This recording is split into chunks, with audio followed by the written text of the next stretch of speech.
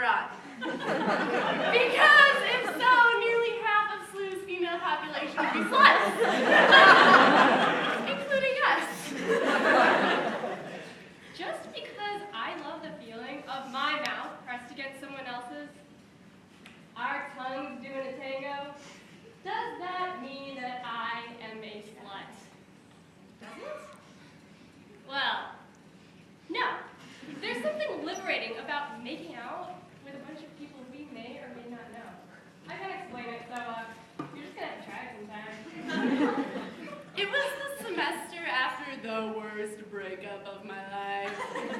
So I had a lot of steam to blow off.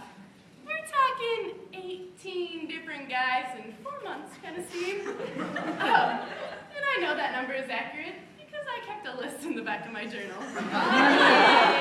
Mine was 15 in 4 months. Trust me, I kept a list too. Maybe it's something about being in Ireland. The list making, the making out, the men. Or maybe they just all go together. I mean, once you start getting into double digits, you realize you are not going to want to forget all the hard work you've done. And you're going to need some solid evidence for all those non-believers out there. And if you still don't believe, well, buddy, up there, we've got some stories for you.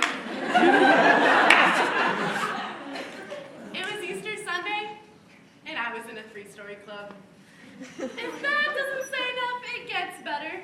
Because if there's one place I never thought I would be on an Easter Sunday, this would be the place that we went every Tuesday. And yes, we went out every Tuesday, was the Cellar. They had 5-euro pitchers, and this sounds expensive, but let me tell you, that's the deal. This night wasn't particularly special, but after 6 pints of beer, any night can be a special night in Ireland. But this one takes the cake. I have been going to Irish Mass every day for the last week, and small-town Sligo was about to get the best of me. The internet was spotty, there were a whole lot of donkeys, and we only had one car. Oh, and it rained every single day we were there. So here I am in a club called Cartown, and about 5 seconds after walking through the door, this drunk guy comes up to me and tells me I'm so beautiful. Never wanted to turn down a compliment. I just started making out with him. About 5 feet from the door we had just walked in. It was a new record. I mean, 6 pints is impressive for anyone. And since I'm not very tall, it was extra impressive that I could still walk straight and say the ABCs backwards. Not to mention, I wasn't crying snarky. I don't give a shit what you think, mode. We'll start with Mike. We were talking, leaning in, and well, it's not like we hadn't made out before, so we just went for it. Right there in the bar in front of all our friends. Yeah, I'm starting to count. He was number one in record timing. I mean, I don't even think we all had a chance to get our coats off before this dude was on my face. But he was a bad kisser, so compliments aside, enough was enough after about a minute or so. My friends and I decided that the best way to lose this guy was to grab a couple rounds of shots from the bar upstairs. And let me tell you, this bar's floor plan was about as clusterfucked as a fun house. So, losing this guy was not that difficult. But it was the end of the week, money was running low, and so were the shots. I was facing a long night of sobriety, and the only cure was a little more cowbell. A little more cowbell, and by cowbell, I mean another guy. So I'm standing there with my back to Mike and his arms wrapped around my waist. And side note, my friend McKenna and I had decided to have a competition about who would make out with our friend Patrick first. He just happened to be standing right in front of me, so of course we had to tell him about it. Well, obviously, I turned to Mike and asked, "Do you mind if I make out with Patrick right now?" See, I'm so considerate. Looking rather confused, said, I guess not. And so I did. That was Number two came to me on the dance floor. I know this because that night I wrote in my journal, number 16, tall, dark-haired guy on the dance floor at Cartown. I usually didn't bother to get names, so descriptions will have to suffice. But I had been biding my time with dudes who were way drunker than I was, so I was starting to feel a little creepy. 10:30. Fuck. This club does not close for another 4.5 hours. So I'm by the downstairs bar looking half asleep and a little annoyed, and up comes guy Number 3.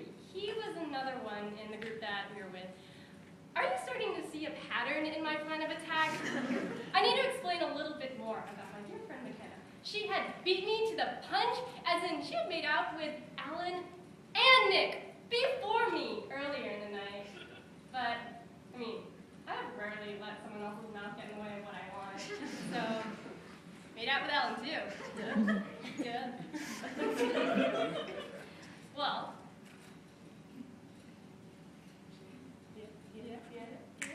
made out with Alan too, huh? Yeah. Ireland taught me well, but my parents taught me better. And I will never turn down a free drink as long as I can see the drink being poured, of course. Safety first. So, guy number 3 buys me a drink, and I think he thought he was buying me too, because he started pulling on my belt loops and following me around like a damn fly. Oh, and he was a bad kisser. 2 in 1 night. Fuck my life. Oh, and he didn't dance. There I was with my girls, getting my groove on, and he's just standing there. Well, by this point, the club was pretty packed, so I decided to try the slip into the crowd with your friends routine to get rid of the creepers. But he kept following me. Everywhere I went, I could see him out of the corner of my eye, pushing past people trying to get back to me. He was starting to get pissed, I could tell, but I didn't know what to do. What to do next? Well, I mean, that was obvious. I had to make out with Nick too. I mean, I couldn't let Mac win. Too competitive? No? Maybe. I mean, there was some uneventful makeout somewhere in the middle. I know, because I wrote down the numbers the next day, but for the life of me, I can't remember his name. I digress. By this point, we had left the bar and were standing outside on the sidewalk. Nick and I were talking, and then, well, we were making out. I mean, but not normal making out. He had picked me up off the ground like he was going for some drunken notebook romantic kind of shit. I'm not usually sold on romance, but he did give me a piggyback ride for most of the way home. Ah, sweet. So, I mean, that was convenient. Convenient would have been a free drink. But no, I got a free stalker as well. But he was not worth wasting my whole night worrying about, so I was off to bigger and better things. And by that, I mean another guy.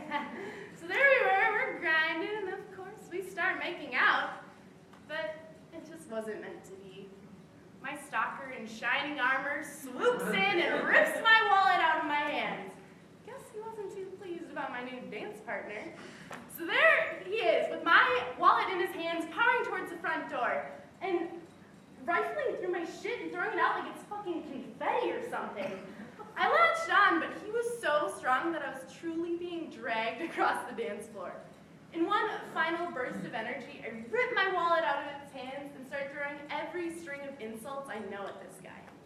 Appropriately, he's listed as number 16, the hugest fucking asshole in the whole entire world. So, what is the moral of these stories, you may ask? You may think that these are just some slutty, maybe even funny stories about our months in Ireland. Maybe you think the moral is don't accept free drinks from strangers or be competitive. But obviously not. No. Too fun. We just wanted to send all those people out there who know that making out or scoring, if you're Irish, is a good thing. It's a confidence booster and a healthy stress reliever. And most importantly, making out is not a gateway drug. Just because you make out with someone does not mean that you want to or have to have sex with them. In fact, I didn't sleep with any of my 18. Oh, and while I did sleep with some of my 15, that's all we did. I mean, was sleep in a very tiny twin bed. But if more had happened, that would have been okay too. Don't think any less of the Irish because of our tales. If anything, all of you should be jumping on a plane tomorrow to join in the sexuality fest.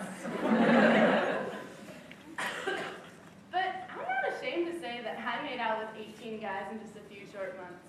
In fact, I think it's funny as hell, and I'm even a little bit proud. Because I know that I'm confident enough to know what I want, when I want it, and know when I want to stop.